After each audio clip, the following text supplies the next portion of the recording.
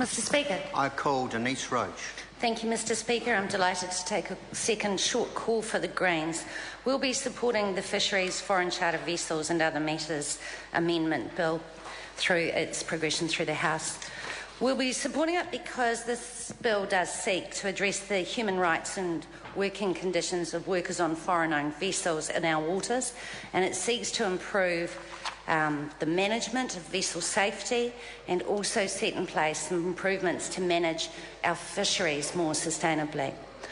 And while we support this bill, we're also of the mind that we should be introducing the provisions of this legislation in the earliest timeframe possible.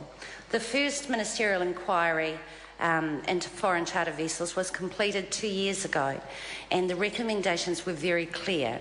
We urgently need to address the fact that the foreign chartered vessels fishing in our waters are committing human rights abuses in many cases, and employment rights abuses, and taking enormous risks with the health and safety of their crew and with the fishing vessels themselves. And they're often using dodgy fishing practices that threaten the very sustainability of our fisheries and our international reputation. So while I acknowledge that we're taking steps now to address the problems associated with foreign chartered vessels, the proliferation of these ships, it must be tracked back to the deregulation of the coastal shipping industry stemming from the late 1980s, which first allowed foreign-owned rust buckets flying flags of convenience to undercut and undermine our locally crewed and frequently locally owned shipping companies. And this neoliberalism spread through to the fishing industry as well. So instead of investing in the development of local fishing crews and boats to take up the quotas, the desire to reap a profit resulted in local quotas being fished by Korean, Russian, Indonesian, you name it, whoever was cheapest, they picked up the work. And I'm told that there are roughly 2,000 foreign workers working on foreign chartered vessels in New Zealand waters, and they could have gone to New Zealanders. The profits for these New Zealand companies have been reaped from pitiful wages from the workers through breaches of human rights. And it's scary too, from badly maintained ships. And in relation to the workers on the worst of the FCVs, I'm reminded of that quote from the Grey River Argus in 1920, which says, "If blood be the price of your cursed wealth, good God, we've bought it fair." So the Greens support the steps taken in this legislation to clean up the industry. And we need to do so because we are copping heavy international criticism. At the end of last year, the European Union Fisheries Commissioner warned that the EU was about to designate South Korea as an illegal fishing nation, which jeopardises not just the catch from Korean boats chartered by New Zealand fishing companies that end up in Europe, but also the catch from those boats that are processed in China or Korea or wherever. And clearly our international reputation is at stake.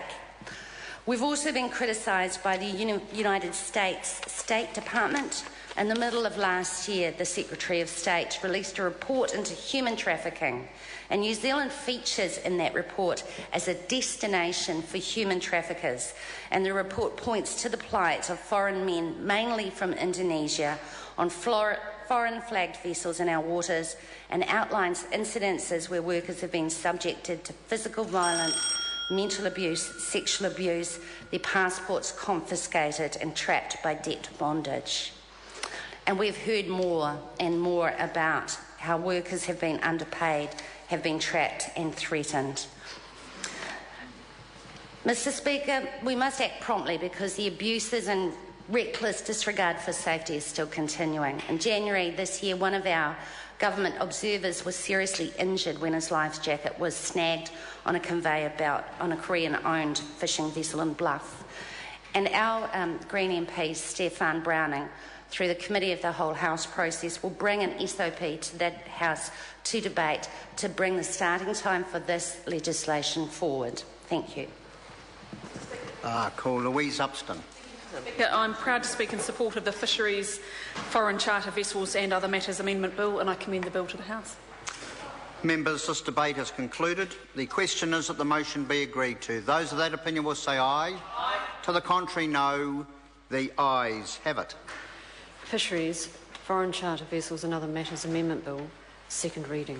This bill is set down for committee stage next sitting day. Call on Government Order of the Day number 5. Trade Safeguard Measures Bill, third reading. Mr Speaker. The Honourable Craig Foss. Mr Speaker, I move that the Trade Safeguard Measures Bill be now read for a third time. The Trade Safeguard Measures Bill